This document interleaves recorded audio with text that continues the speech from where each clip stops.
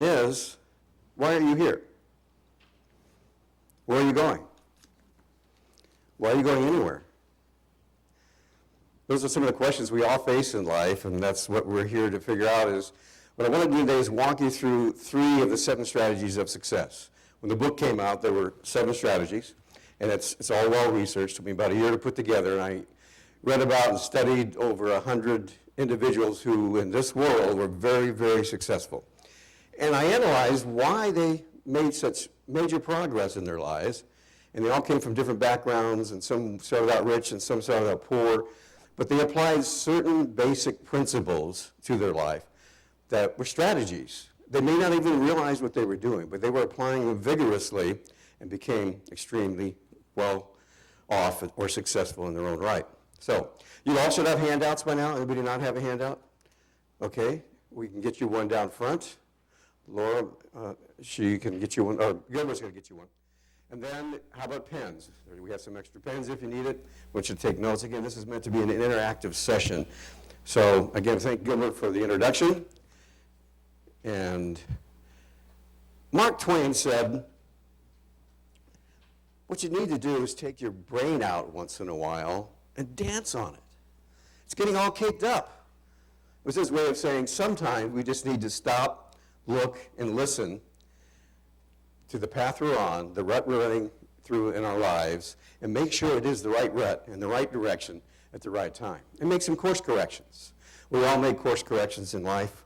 We find new strategies of success. I'm going to start out by showing this first slide. This is the foundation of what we're going to talk about today. 3 of the points of the strategies of success. Number 1, what is your right reality? What is the reality for you? I can't answer that question. Your neighbor probably might be able to help out, but you've got to answer that question for yourself. What's your life's purpose? Where are you headed? Why are you heading anywhere? We hope to come out of this seminar about an hour from now with some answers to these as we go through this. Number 2, we'll cover the specific goals to get us there. It's nice to have dreams, and when we're young, we dream big dreams, right? You want to be a fireman, you want to be a policeman, you want to be able to fly to the moon as an astronaut, you want to be a teacher. You have these dreams and visions. You want to be the President of the United States, and sometimes they're not based on reality, but you know what? They were dreams. And then what happens? As we get a little older, we enter the workforce, maybe we get married, have a family, and pretty soon reality of life starts knocking us down. Those dreams get beaten out of our lives often. We leave them in the dust because we have to pay the bills. And we spend a life working instead of living a life that we really want to live and dreamt about. And number 3, we'll talk about massive action to bring dreams to life. Nothing happens till somebody sells something. Sales strategy, a slogan goes. Nothing happens till somebody does something. We can have the dreams, we can have the vision, we can be on the right track, but as Mark Twain said, even if you're on the right track, you're going to get run over if you just stand there. And we don't want to be run over. We want to be running around on that right track and taking the right action. So before we get into that, we'll look at some of the foundational principles that really will guide us through all of the strategies of success. And the next slide shows us there are 7 things we're going to talk about first before we get to the real nuts and bolts of this seminar. There's 2 kinds of successes. What are they? Can you think about what that is? Anybody have any ideas of what 2 kinds of successes are? Probably more than that, but there's 2 that I want to talk about. Yeah. Okay. You can be spiritually successful and be poor or weak and not too looked upon too well in this world, or you can be physically advanced and lose out on spirituality like we talked about earlier Solomon did, at least for the last part of his life. Anybody else? Dan, you get a book. And he's already successful, so he doesn't need a book. We'll give him one. Come on up and give him a book. Yes? Family is a good thing to be focused on for success. We'll give you all these while we're at it. Give her some more. Yes, you want to have a family. That's a thing to work for, a good goal. Okay, but I'm talking about broad principles. Broad principles. Why some people become successful and some don't. We'll talk about that. How about number 2? Why some very successful people, why are some very successful and others not so much? Others just spend their lives going in circles. Yes? Depends on your drive and determination. You just, and asking for divine guidance, where you just, end of the seminar, we can all go home now. That was the right answer. So you get one of these books here too. Gilbert, give her a book. Okay, but there's other reasons too. We'll talk about that. How about number 3? Some excuses used not to succeed. Oh, I like that one. We'll talk about that in detail. Let's pass that one over. Some excuses not to succeed. How about have you rate yourself on how you're doing with the successes in life that you currently have in 4 major categories. We'll go through that little work exercise. Then we'll explore how you define success. What is success to you? Make you think a little bit about why that became your definition of what you want to become, who you want to be, where you want to be 5 years from now, 10 years from now, 20 years from now. And then we'll talk about the 3 ifs that impact success. Number 6, the 3 ifs. And number 7, why is all accomplishment not success? We went over that in detail earlier. We'll just skim through that today. Let's save us a little time as we go through this. Let's go on to the next little slide here. Theodore Roosevelt, the Rough Rider, the President of the United States, had a hard time growing up. He had health problems, had worked really hard, got into the outdoors, and built his body back up from a very weakly position, and he became the President of the United States. So he applied some of these strategies, but he noticed there are 2 kinds of successes in life, generally speaking. There's a very rare kind that has the brilliant mind that's a genius. I've known a few geniuses, and they can think about things and do things that us lowly people have a hard time doing sometimes. They have the genius and the power to do something nobody else can do. There's a few of those around. Albert Einstein is one example. I'm sure you can think of others. Brilliant, brilliant minds. He uses feelings, as I remember, to come up with the theories of the universe that he came up with. Theory of relativity. He just felt this was right. So even though he had a great brain, it was also part of his feelings and part of his connection to his emotions that made him really successful. The second part is probably like most of us here. They have ordinary qualities, but you use those ordinary qualities to an extraordinary degree. So that's the kind of focus we're going to have today, is that second part. Going on to the next slide, let's talk about living up to our full human potential here. Living up to our full human potential. Why do some people become very successful and others, even with more abilities, may linger, flounder, and go nowhere?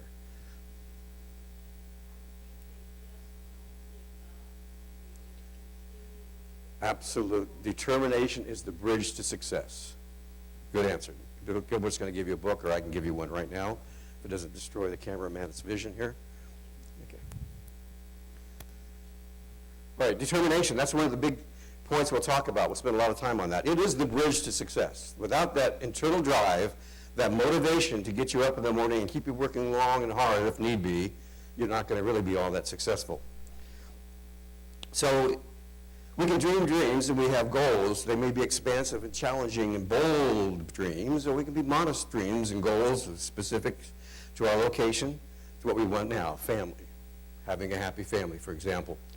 But most people think this process of becoming successful is a mysterious thing. Some people get it, some don't. Some are born into wealth with a silver spoon in their mouth, and other people have to work tirelessly all their life and go nowhere. It's not fair. Life isn't fair. But it's not a mysterious process. The great men and women all applied these 7 strategies, and the 3 we're going to cover today are the foundation for that success growth. We need not be having these in a mystery, wrapped in a riddle, inside an enigma. They need to be revealed, and they can be very easily analyzed, put on paper, and making you a track record of where you've been and where you want to go. The near and the near great, the great and the near great have all applied these. Now, my challenge to you is to try these strategies for 3 weeks. 3 weeks. 21 days. That's what it takes to set a habit. Try these for 21 days and see if you can't habitually start working through these 3 categories. What's your right reality, specific goals to get there, and taking massive action. Just try it for the next 3 weeks as we go through here. So another question. What do you think is more important to making somebody successful? External influences? Come from a wealthy family, you had a good education, the external circumstances of friends you meet, life, the opportunities that come your way with a career or job. Is that more important, or is it the eternal drive, as somebody had mentioned earlier? Eternal drive. No matter what your background or your upbringing, we all have excuses. I had a bad childhood, so I can't be successful. It's simply not true. They both have an impact, no question about it. But without the drive, I've seen people who spent a fortune inherited from their parents and just let it all go away because they had no drive. They had it all made. They thought it would last forever. They used up their money, especially if you think of someone winning the lottery. How often you go back to those 5 or 10 years later, all that millions of dollars is gone. Their family's probably broken apart. Everybody that became their friends because they were wealthy had dissipated and gone into the woodwork because they didn't have the internal drive, determination. They didn't build that wealth themselves. Going on to the next slide. Okay, here's where I want some more participation. What are some of the excuses people give for not being successful? Think of any more excuses? What's that? Dysfunction. He's already got a book. Good. Dysfunction, yeah. Okay, that can mean bad upbringing, I assume, Dan. That can mean I've got a handicap. Did you know that one of the best speakers the world has known in the English language, at least, stuttered, flunked out of second grade, and yet he became the president of Britain with his top hat and a cigar, and he gave a speech after he finished his presidency, and he was speaking to a graduating group at some college, and he said, took off his top hat, put it down on the lectern, put his cigar out of his mouth, laid it down, and said, "Never give up! Never give up! Never give up!" Put his top back on, put his cigar back in his mouth, and sat down. It was probably the shortest commencement speech ever.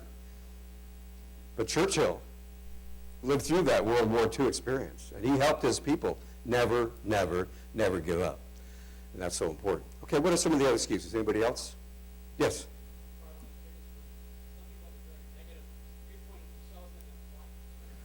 Negative viewpoint of yourself, and I have a whole chapter on that. We don't have time to cover it today. If you don't have the right focus, as we heard in the earlier message we heard today, where you're focusing on the donut and not the whole, what you're missing, you're focusing on what you have and what abilities you're going to use, then you can be negative, and you just will go nowhere fast. You'll live up to your negative image of yourself, so that's very important.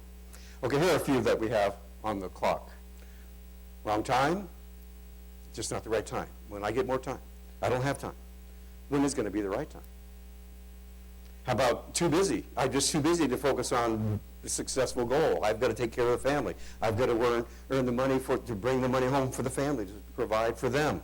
I'm too busy, or I'm too tired after going to work. How can I can't do that new goal that I want to develop part-time for a while until I have ability to make money from it? Yes, you can. Sure can. You can find time, and you can find the energy if you have the drive, but it's got to come from within. It can't come from without. How about the wrong place? If I was just living in Paris, and I could sell these paintings I've been working on the street with selling for nickels and dimes here in the States, I could live in the art world, and I could be there, and I could make millions, but I'm in the wrong place. Oh, well, I guess I can't be successful. How about the wrong race? That can be a hindrance, but it's not necessarily anything that's going to hold you back, to a certain degree at least. How about going on to the next slide? How about not enough education? Not enough education. That's a big one. I interviewed a guy some time ago working for the TV stations and got to know this man who had a business in Spokane. And he had an 8th grade education. He was shorter than I am, thin, wiry, high-pitched voice, red hair. And if you would have interviewed him before he became a success, you would have thought he's the last person in the world that's ever going to be successful. But he had one key element going for it: drive. He drove himself. He started his own little business in his garage where he got a lathe and he worked on metal. He began to do that 10, 11 hours a day. Pretty soon, he said, you know what, I can remake engines. He started a remanufacturing company. He went to like 24, 30 states at the time. He became a huge success because he had the drive, determination, found out what his niche was going to be, set a goal, and worked tirelessly toward it. So that's education. Should not hold you back. How about I'm overqualified? That's the other side of the coin. Well, I just have too much education. I'm not going to take that job. I just graduated from college, and I should be hired at the top level of that corporation. I'm not going to take an entry-level job. Are you kidding me? There's some people that think that way. They're kind of owed a living. They're not willing to work their way up. And so therefore they're overqualified. I'm just going to sit here and live with mom and dad until I find the right job. And so a lot of people live that life right now in this world. How about too old? I guess you could think I'm too old to go on the men's hike, right? With some help from some friends, I made it up and down okay. You know, the down part was the hardest. But did you know that Colonel Sanders, how old do you think he was when he started Kentucky Fried Chicken? He was in his 60s, over 65. He'd already retired. Is he going to give up life because he's retired? I don't know if he said this, but I've heard it before. I'm retarded, not retired. And so he went around to company after company. I've got this great Kentucky recipe for chicken. You should try it. Turn down, over and over again. But he had that determination. And you know what happened to Colonel Sanders. They still use his emblem sometimes today. Okay, how about I'm female. I mean, there's this glass ceiling. You can't be president of the United States because women could never have that. There used to be more of a problem. There's no question there's some limitations that are there. But you can be a woman and still be very successful. How about being a man? You know, if I was more like a woman, could have better people skills. I could get along better with everybody. I could talk better because that's what women do generally better than men. So therefore, man, I can't do that. That's an excuse. How about others won't accept me? Yeah, but what if I fail? Fear of failure is huge for people. It keeps a lot of people from trying anything. You know, it's better to have loved and lost than not to have loved at all. The saying goes, and I think it's true with going for your goals, dreaming your dreams, developing your habits and your abilities so that you can become more successful. If we get our self-awareness, self-gratification, an image of who we are from what other people say about us or how they respond to us, we're setting ourselves up to be hurt. Because eventually, maybe it happens more than you like to think about, eventually someone's not going to like what you say or how you say it. Eventually they're going to try to put you down. You're too successful. You make them look bad. If you're relying on other people for self-esteem or self-worth, you're setting yourself up for disaster. It's just a matter of time. We've got to rely on God. We've got to rely on the self-satisfaction we get from completing quality goals that are heading us in the right direction. Okay, now I want you to take the next step here, and let's pull out your pen and go to the next slide. We'll look at rating yourself in these categories, okay? Some of us are very successful in some parts of our life, and some of us, other parts, not so much. So what I want you to do is just take a minute here, take your pen out, rate 1 to 5, from satisfaction and happiness at 5, the high level, all the way down to 1. This really needs a lot of work, or 0 if you want to go that far. So rate yourself. You can circle if you have the handouts there, it should have right below there each of these categories and something to circle. My suggestion is write the first thing that comes down. Circle the number that first comes to your mind, because that is probably your gut telling you this is where you are, not your brain saying, well, I think I'm better than that. Talking yourself into something better, or I think I'm worse than that, talking yourself into something worse. So go through these 7 points and just grade yourself. Emotional satisfaction and happiness. How are we doing? Are you emotionally really happy? And what does that mean to you? Does that mean you never are sad? You never mourn? No, we all go through ups and downs. But how about, generally speaking, are you emotionally happy? 1 to 5. Circle it. Number 2, career, business, and work satisfaction. How are you doing there? Are you happy with the job, or you're just doing it because that's the living? I know some of you got promotions recently and have moved into what are ideal jobs. That's fantastic. Good for you. But rate yourself on that. Are you happy with your work? If not, is there something you can do on the side for a while until you can afford to move into this new direction, this new career? Number 3, personal relationships with family and friends. It was talked about earlier. We need to have family relations. We need to have relations with others. We weren't born to be living in a monastery somewhere on the backside of a mountainside, not cut off from any conversation or relations with other people. We're human beings that relate to other human beings. What are those relationships like? 1 to 5. Quickly circle 1. Number 4, physical health. How's my health doing? As we get a little older, sometimes that's more of a challenge. But even young people live through some very horrid things and have to struggle day in and day out. So is there things you can do to improve that? Well, rate yourself, and then we'll talk about improvements. Number 5, financially. How are you doing financial health-wise and wealth-wise? Both for your health and your wealth. But this is talking about your wealth in general, your financial health. Number 6, rate yourself recreational. Do you have fun? Or you work all the time? Are you a workaholic? I used to be when I was in the TV business. I worked all the time, and I loved it. But you know what? I had to have a social life, too, I found, and that balanced me out. So now I work hard and play hard. I can go to work, and I can go climb a mountain with some friends. Those are fun things to do. Social life, recreational life. And number 7, spiritual life, most important. How would you rate your spiritual life? We all have room for improvement, no question.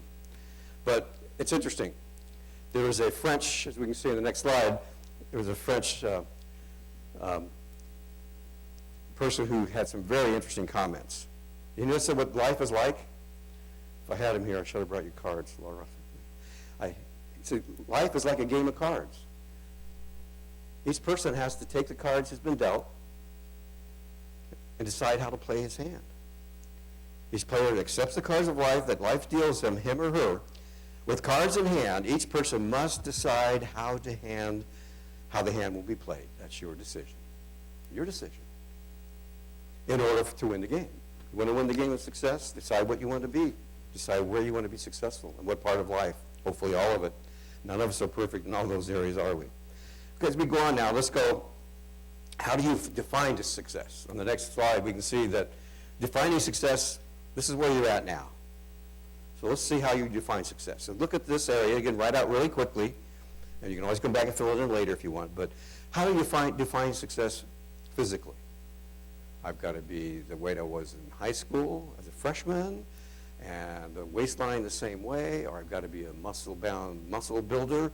And what's your physical description? Who are you? Where do you find success physically? I have to have the exercise to have the mind, so that my mind works better. How about emotionally? What's your definition of success emotionally? Emotionally. And then mentally, again, we can come back to these. I just want you to think about this a little. You need to sit down and write out what you think is success in each of these 4 key areas, because without all of this working together, there's going to be some part of your life that's really going to be out of whack. Mentally successful, spiritually successful. How are you spiritually successful? We talk about ways to making all those things more successful. How do you currently define those? Now, if you've got all those mapped out and you've defined them so well and you think you're just right on track, then I think you might be wasting your time in this little seminar today, because we all have room to grow. We all have a time. This is a time to take your mind out once in a while and dance on it. Get the cakes out and make sure we're going the right direction. Okay, the next slide shows 3 F's. What if? How many times have you heard that? I would have been successful if only, if, fill in the blanks. What are the 3 F's that can build success? This is the other side of the coin. The next slide gives you the answers. The first 2 of the F's is if you have the talent, you got to have natural abilities, and you have the training, if. Because you can have the talent, and you can go nowhere fast if you don't build on that. Realize it is a talent. Build your strengths, as we'll talk about here later on. We need to be building on our strengths, not just taking care of our weaknesses. So we need to have the training and the talent. Number 2, if we have the right place and right time. There's this, what's been called the fickle finger of fate, where time just comes along and pretty soon all of your abilities, all your training, and everything you've worked for come together. Wow, the right job. Wow, the right mate. It all comes together. And that fickle finger is going to point for a while and it's going to be gone. If you do not determine what you're looking for to begin with, you're never going to find it. You're not going to get there from here. You can't. It's time, chance that happens to all, as Ecclesiastes says. We have to be ready for those times when chance comes our way. It's 5 minutes of fame, right, in this world nowadays.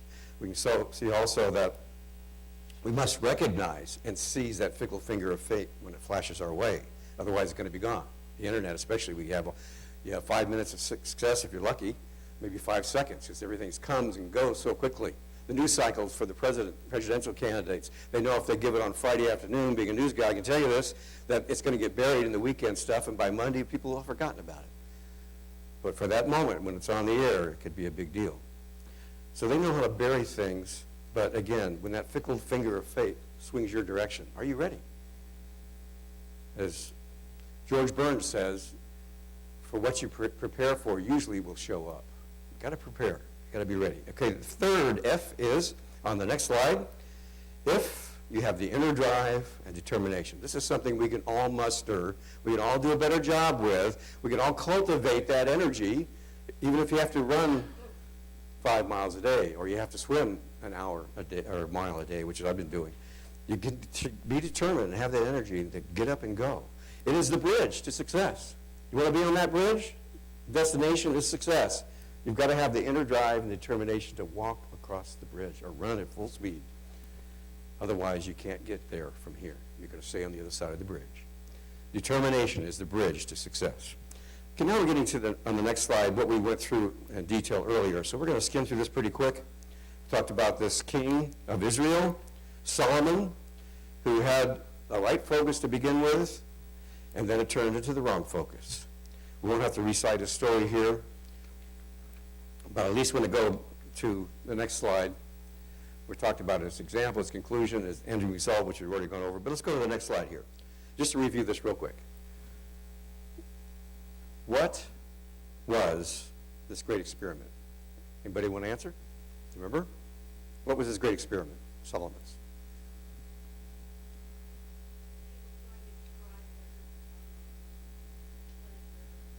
He was going to try every form of pleasure. He was a king, he was wealthy, he was handsome, he had everything anybody would have going with him. He was close to God to start with, but he turned to experimenting. Not with drugs, necessarily, but with wine and other things that may have turned into evil, marrying 700 wives and 300 concubines. He went to the extreme of physical pursuits, forsaking, as the next slide says. He tested himself with pleasure, even evils. It began to get him off track. And it moved him right off that North Star we should be focused on. And then what was the focus of his life? Physical pursuits. Self-satisfaction at the expense of spiritual pursuits in God. Okay, then we see what kind of example did he set? What was his conclusion? We see in the next slide that his example was he drifted away from God. He missed out on lasting eternal success. Living forever in the kingdom and family of God is in question. Hopefully he'll be there. But he had to learn some lessons the hard way before then. He drifted away from God, and then his conclusion, King Solomon's conclusion, recorded in Ecclesiastes 2, 10 through 11. Everything was meaningless after all that work and effort and toil. He did work hard. He drove himself hard. That's why all accomplishment is not success. It make you a lot worse off. Everything was meaningless, a chasing after wind. Nothing was gained under the sun. He just could not get there from here. He just felt empty, and he did all these marvelous things, built buildings and estates, and had lots of cattle and slaves and all kinds of stuff. And Solomon's ended his fate. On the next slide, we see Solomon's fate, a couple slides through. Why all accomplishment is not success. Irony of Solomon's life, he started out close to God, well-trained, brought up in the way of God, and turned and evidently left God to a point where finally he lost his true values that he grew up with, and he drifted away from God and lost true success. Hopefully he'll gain it again if he hasn't already. So he succumbed to the peer pressure of 700 wives and 300 concubines. We see that there's no record of him turning back to God either. That's a sad story, but maybe he will. And we know that God finally condemned him on the next slide, where 1 Kings 11, 6 through 11 from the Revised Standard Version. Solomon did what was evil in the sight of the Lord. He did not keep what the Lord commanded him. All those blessings and all that ability that God gave him, he just turned his back on it and walked the other way. He did not keep the Lord's command. Therefore, the Lord said to Solomon, since this has been your mind, this is what you focused on, this is what you wanted, this was the goal of your life, this was your ultimate destiny, I'm going to give it to you. I will tear the kingdom from you, though. You're going to lose out on everything. Your generations after you will lose out on much of what you worked so hard to build. The end result, Solomon and his progeny lost a good portion of the kingdom. Eventually, 10 of the 12 tribes of Israel, as the next slides talk about, went their own way. It separated, and they became a separate country. Lost a big part of his land, a big part of his population, a big part of his wealth was scattered throughout his kingdom. And Jesus Christ said, rightly so, in Luke 9:27, What profit is it for a man to gain the whole world if he himself is lost and destroyed? That's what happened to Solomon, evidently. Was he lost and destroyed? We don't know for sure. Hopefully not eternally lost, but that's God's call. So that's why we should never compromise our values for short-term success. We can have short-term success. Selfish physical pursuits can never satisfy spiritual hunger. And consistent values keep us focused on true north. This is it. This is what I'm going to do. This is how I live. And I'm never going to change and veer away from that part, that true north that's so important to us. And then C and D, it'll see you through the ups and downs of life. And that's reality, isn't it? Ups and downs. You can get a car accident one day and have to spend months in recovery. Or you can have something else happen in your life and lose your job, lose your career. 2008, a lot of people lost their jobs and things began to change. That can happen. Time and chance happens to all. And then the action, when you're focused on your true values, is always in the right direction. God's promised to direct our steps, but we need to be doing our part as well. Okay, let's move on to the main part of the seminar now. What is your reality or your life's purpose? Number one. What is your reality, life's purpose? We're going to spend the rest of the time here. Specific goals to get you there and massive action to bring dreams to life. How can we do this? Okay, first of all, we've got to define what success is. Anybody have any idea? How would you define success? Jim? Becoming my best. My goals are mine. I do not compete with anybody else. I'm always going to be better than before. Okay. I think that's a huge point. Compete with yourself. Do better than you did before. And then you're not so worried about what other people think or who's competing with you. I've tried to live that way many times. Before I went on the men's hike, up that 6-mile hike up the side of that mountainside, going up was not as bad as coming down. I went on 6 other hikes to get ready for it. So sometimes you got to do a little better. First, I was going out Mount Si. I got up 2 miles of the 4-mile hike. It's pretty hard, 40-pound pack. Then the next time I got 3 miles up. And the third time I made it to the top. I did a little better each time. Very good point, Jim. You get a book there from your cohort. Can make sure you get one. So Webster's dictionary defines success this way. Webster's New American Dictionary, success, favorable or desired outcome. Okay, what's favorable, desired outcome? It depends on you. Okay, number 2, and this is so often the case when you look at definitions of success, the gaining of wealth or fame. There it is, folks. If you're wealthy, if you're famous, that's all that counts. You can have absolutely no abilities and make a fool of yourself by antics and strange things on the internet and be a worldwide sensation and be famous. Some people have done that and still doing it now. How do you define faith? Is it just fame and fortune? That's a very fleeting part of life, like Solomon learned the hard way, if that's all we have. We have to have the inner hunger satisfied spiritually with the Spirit of God. That's the way we're designed. Okay, going on to the next slide, we see what's the right reality for your life's purpose? I think George Horace Leomar said it well. It's good to have money. It's better than the opposite. Believe me, we all probably know that. Some of us the hard way. It's good to have money and the things money can buy, but it's good too to check once in a while and make sure that you haven't lost the things that money can't buy. Good friends, good social relationships, happy family. How many people you know became millionaires and said, as one famous person did, I would give it all up to have one happy marriage. He focused on one aspect of life and let the other slip.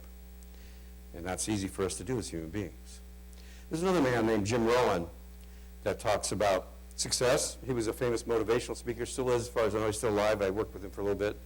He had some really big impact on lots of people, including me. But he said this: the big challenge is to become all that you can, and you have the ability to becoming. You cannot believe what that does to the human spirit, to maximize your human potential and strength, and stretch yourself to the limit. Are you happy with mediocrity? Are you happy with just ho-hum existence? It's time to stretch a little bit. Come up with some new goals. Get your life re-sparked again. Get that brain all cleaned up. Jump on it once in a while and make sure you're on the right path. Okay, the next slide Gives you the details, step-by-step process to set good goals. We don't have time to do that today. This is normally a half-a-day seminar, but what we do have time to do is just touch on it briefly. So the steps are there. If you follow this plan, it'll help you focus in on setting right goals. Who wants to give me an example of a goal that would be, before we get into showing you what a real goal is, it would be a real goal for somebody? Doesn't have to be you. Anybody got any ideas? What would be a good goal? Jean, you got one? Right here in front. Improving your health, good goal. Good goal, okay? But there's a couple things missing on that goal. Yes, so here, we'll talk about that in a minute. What else? Playing the piano. Do you play the piano? Well, good for you. That's a good goal. Play the piano. Okay, now there's a couple things missing from those two goals, so keep those two in mind as we go through this. We'll go on to the next slide, because this is step one, is determining your life's purpose, itemizing a category of your loves and your strengths. And so we're going to skip the next pages there, if you have the full handout, and go on to the next slide, which has Stephen R. Covey on the top. There it is. As you probably remember, he wrote The 7 Habits of Highly Effective People, and he analyzed lots of different people, if you look at the research he did through that book. It's a classic now. But what did he say? To begin with the end in mind means to start with a clear understanding of your destination. Where are you going? Better understand where you are now. You will be able to better understand where you are now by focusing where you want to go and the steps to take that always will be in the right direction. When you have a destination in mind, you're always going to be going in the right direction. You might vary a little bit on the way. It reminds me of a story you heard about this pilot. Came on the intercom. Well, ladies and gentlemen, I have good news and I have bad news. The good news is we have a tailwind and we're making excellent time. We're going to be there faster than ever. The bad news is I forgot to file a flight plan. I have no clue where we are or where we're going. Isn't that the way most people spend their lives? Going in circles, doing this and doing that. They have no flight plan. Can you imagine taking off without a flight plan? It would be, not only would he be grounded, but he'd be kicked out of the business forever. You've got to decide where you're going. What's your destination? You've got to know where the end is. And it's got to be something bigger. There's another saying, an anonymous person said, if you're a success right away, you probably haven't tried very much. And sometimes we are successful because we're just happy with mediocrity. Dream a little bit. Go after the big ones. So what if you don't quite make it? Shoot for the stars. Maybe you'll end up with the sun. Who knows? Okay, going on to goals, making them specific. Okay, specific goals get you there. Many don't plan to fail. They simply fail to plan. One man said, it's strange, but you may try to do something and fall and fail and try to do nothing and succeed. Now, there's a success. I did nothing. I wanted to do nothing and be nothing, and I am nothing. I succeeded. So we all have some kind of a success if that's your definition of where you want to go and what your specific goals are to get to it. I found an old definition on the next slide from Webster's Dictionary in 1904. 1904, Webster's Dictionary. It was defining dreams. It says this: deceptive illusions, okay? Dreams. Living in dreams without the ability to move. So you're in this dream, you're stuck in this dream. I don't know what the ability to move has to do with it, but that's what they defined it. And it's a castle in the air. Well, as we talk about here, what happens if you just have this dream and they never become reality? You're only living in a dreamland, in your dreams. You're feeling good about yourself for something you made up in your mind.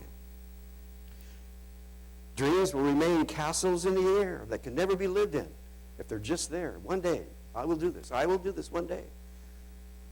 I will change. I will get a second job and work toward where I really want to work and have fun doing while I work to bring the income in to support my family. We can do that. It takes a lot of work. It's not easy. Okay, but we want to have dreams and we want to have goals. We never live or enjoy a castle in the air that's just a dream that never is inhabited. Okay, let's go on to the next slide. It talks about step number 2. Again, we got details for you there in the handout. Don't have time to walk through all these steps, but you can do it on your own. Don't have lasting motivation? Do you just lack the oomph to get up in the morning? You lack the determination to keep on working? I've been in this job so many years. I'm just tired of it. I want to try something new. Well, maybe it's time to try something new. New goals, new dreams. You're lacking motivation. How do you get that re-stimulated? Walk through this 10 steps to get leverage on yourself to accomplish your life's purpose. It'll be very helpful. I've had lots of people go through this, and they analyze from their own perspective, where do I want to be next year? I used to interview people running TV stations, and I had like 35 questions. And buried in there was like 4 or 5 that talked about motivation. So I knew if they didn't come self-motivated, it's kind of hard for anybody from the outside to motivate them. And inevitably, I would find out if they had the motivation, the drive. I'd ask them, where do you want to be a year from now? Well, I don't know. I'm happy. I think I want to work right here. I'll be working here for a long time. How about 5 years? I'm going to work in the same job here for 5. How about 10 years from now? I'm going to be here for the rest of my life. Do you have any motivation to hire that person? You want them to say, well, a year, I want a promotion. And a year after that, I want your job. And then you better get out of the way and let him do his job so he can work his way to where he wants to go. You find somebody that's motivated and you develop them for their reasons and not your own, and they're working hard for you because they are motivated, woo, sky's the limit. The synergy involved with people that do that, and organizations I've worked with, and I tell you what, I may not have been the brightest guy at the station, but I knew how to get good people that were smarter than me, better than me, engineers and production people, news people, sales people, accountants, and I got all these diversified people, but if you get them going the same way, motivated for their own reasons, the synergy that's involved is just amazing. Turned a lot of stations around with that synergy. So do yourself a favor, go through these questions, get some motivation, get some determination, set some goals. We have to skim through this today because you can go through that in detail in the quiet of your own home, and wherever you may be, and understand how to leverage yourself, how to play mental games on yourself to get up and do something every day of your life and enjoy the process. Okay, the next step is focusing on goals to get you there. Now, you may be thinking I'm just making all this up, but it's not true. One big key factor is to focus on your strengths and what you like doing. And that handout that we'll have for you will help you do that. Focus on your strengths. There was a study by Gallup poll, 250,000 successful professionals. The highest level of achievement came when they matched activities with strengths.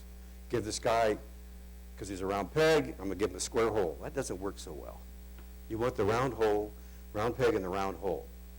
You find out what your likes are, and I can help you walk through that step by step in that handout you have, where you can say, okay, what did I do that I accomplished that really made me happy, really brought me satisfaction? Maybe there's a like there. Maybe there's some abilities there. Maybe that's where I need to focus my energies. That'll make a big difference in your success, I guarantee it. Life is good. Do what you like and like what you do. It doesn't have to be a miserable existence, just scraping by so you can pay the bills. When we were young, again, we had dreams. We had big dreams. What are your deepest desires? What are your strengths? Those are the things you look for the most. You know, we can spend a lifetime, I'll talk about this in the book, we spend a lifetime trying to patch up all of our weaknesses. We all have it, don't we? Okay, well, I'm not so good at this, so I've got to really work on being more patient with people. I've got to really work on being kind, caring for others. That's really hard for me. And you spend all your focus on that, you might become a little better in those areas. But if you do that, but focus mainly on, you know what, I really like talking to people. I really like presenting information. I really love research. I really love writing. You focus on what you love doing, the sky's the limit. You're going to match yourself with who you really are, not who you have to be to survive. It's the set of your sail that counts, not the winds of life that blow through life. It's your determination to get through those winds. You can have a headwind in a sailboat. I'm going to go sailing in Hawaii here in a few weeks for the first time in my life. But you can sail on a sailboat. If there's a headwind, if I understand it, you can still go forward, maybe slower. But think about when that tailwind comes around and it's blowing, and you're set in the right direction because you're centered on true north. That wind is going to blow you very, very fast towards your goals. It's the set of your sail that counts, not the winds of challenges, trials, and troubles that come your way. Remember the pilot. You want the right tailwind, but you want to know where you're going to. Okay, let's go on to the next slide or two. This is step number 3. Keys to setting goals. Okay, now how can you set a good goal? You're going to decide for yourself what your goals are. You have the worksheet to do that.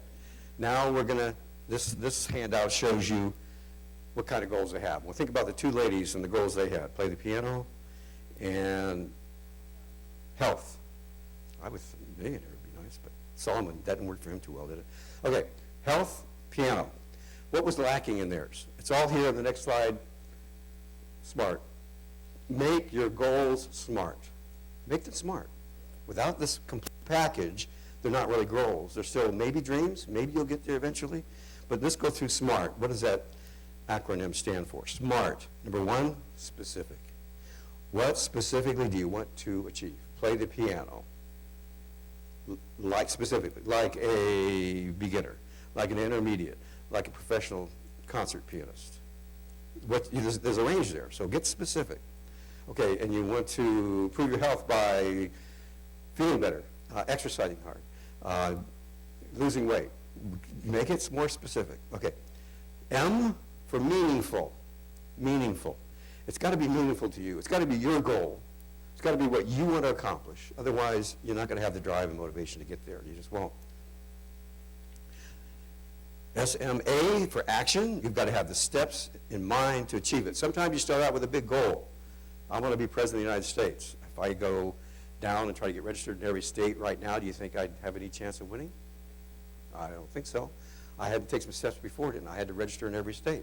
I had to build a committee. I had to get financial support from various contributors. I had to build up to this. I had to maybe run for dog catcher, and then mayor, and then governor, and now maybe I'm ready for the United States presidency.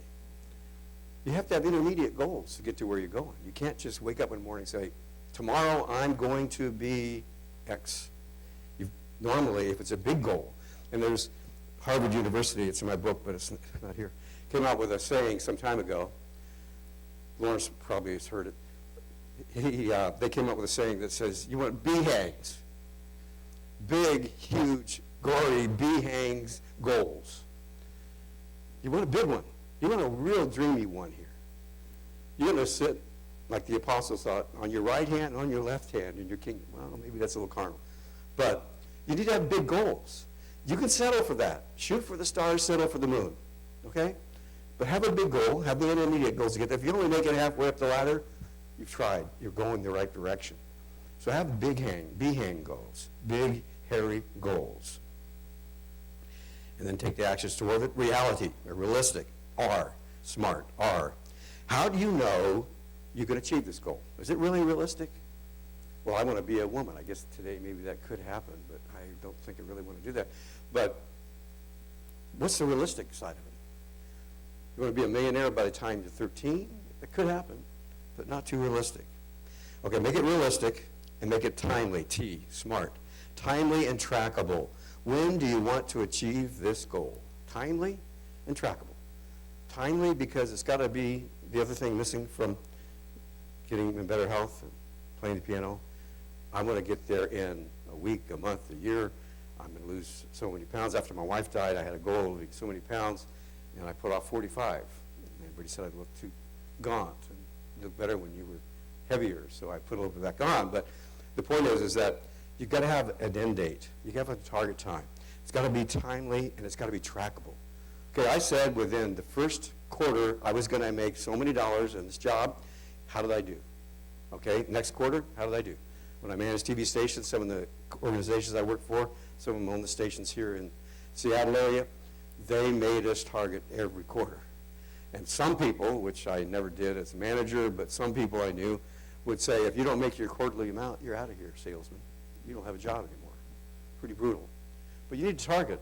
You need to be trackable, measurable, and then you're watching your progress. And how gratifying is it when you look down and you say, wow, check that one off. I made this quarter. What can I do next quarter to make it even better? How good is that feeling that you get? So there's ways to set goals. They're all here in the handout. I have you answer some questions, true and false, and fill in the blank. Then I talk about specifics, like we just went through, from SMART goals. And then you have the answers on the last sheet. So you got to, if you get through that, it'll help you define what a real goal is. It's got to have several things in it to make it a real, tangible, smart goal. And that's what you want to have. Okay. As one man said, to accomplish great things, we must not only act, but we also must dream. Not only dream, but also believe. That's part of this goal processing. Dream. Act. Believe you can do it. Have confidence that God is going to help you through the process. Without the dream, the goal usually never comes, and the right goals don't come. And without the action, those goals never become true life experiences. Okay, moving along. Number 3, this is one of my favorites. Massive action, because in TV business, lights, camera, action, nothing happens until somebody throws a switch on the lights and somebody turns the camera on, like the ones we have here, and somebody says, action! It was fun to do that on commercials I used to produce. And usually you get a crowd, even if you're in a big building or something, you can get a crowd with silence pretty easily if you're loud enough. So, lights, camera, action. What does Stephen Covey have to say about this principle? Massive action brings dreams to life. You want those dreams to come true? Take some action. Here it is. Many people wait. This is a summary of it, but you have the whole thing there in your handout. Many people wait for something to happen, but people who end up with the good jobs are the proactive ones who seize the initiative to do whatever is necessary. Over, under, around, or through, it's going to get done. And we'll talk about not trampling other people in the wake of your efforts, because sometimes you can have such direct action, you're leaving dead bodies on the side of the road as you go through life. We don't want that to happen either. But you've got to have action or nothing's going to happen. Who seizes the initiative to do whatever is necessary, consistent with correct principles, by the way, don't lose your values, to get the job done. Remember the bridge to success? You can see it here again. It's on the next slide. Inner drive, determination is the bridge. All these other things, preparing goals, making them tangible, making them specific, the smart side of things, it's very important. But unless you take action, nothing's going to happen until you begin to put one step in front of the other.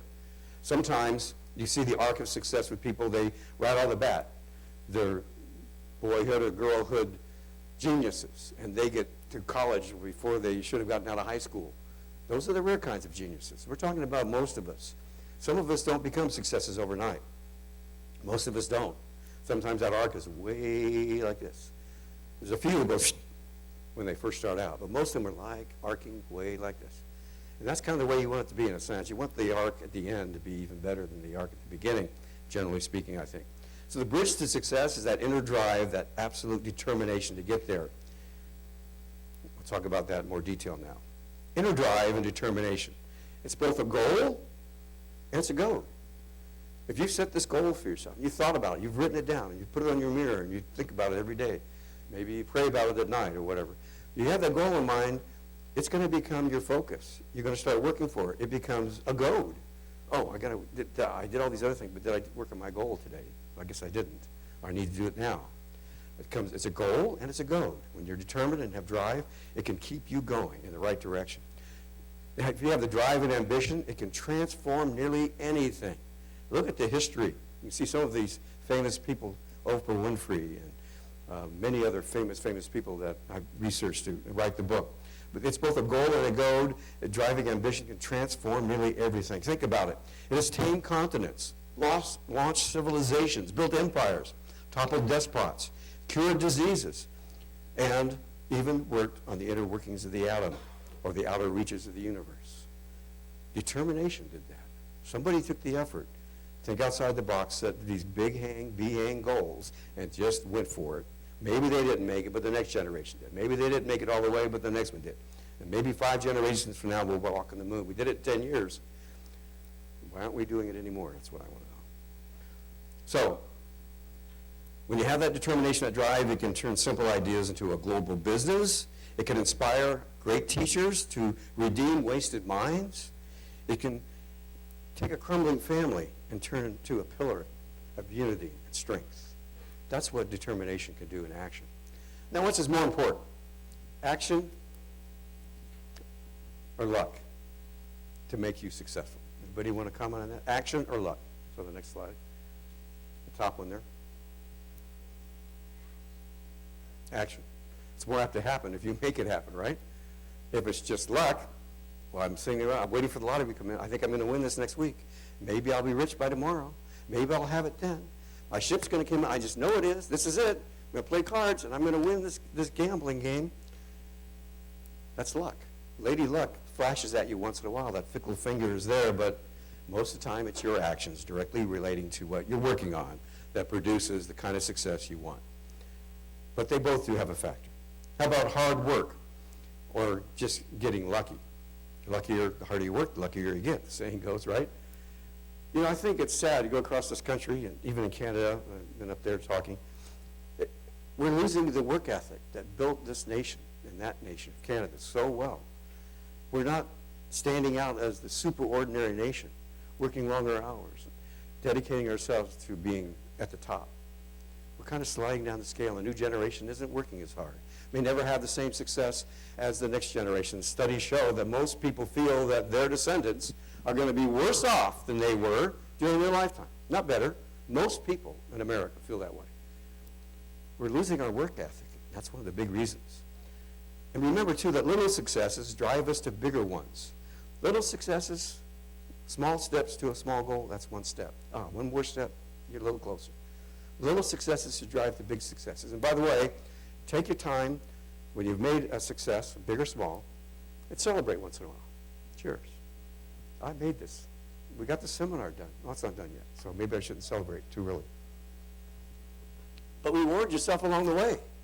When you make something happen, and you've sold something extra special, or you accomplished something on your goal, reward yourself. I'm not saying you don't have chocolate and candy and cake to make you heavier, but reward yourself in some way.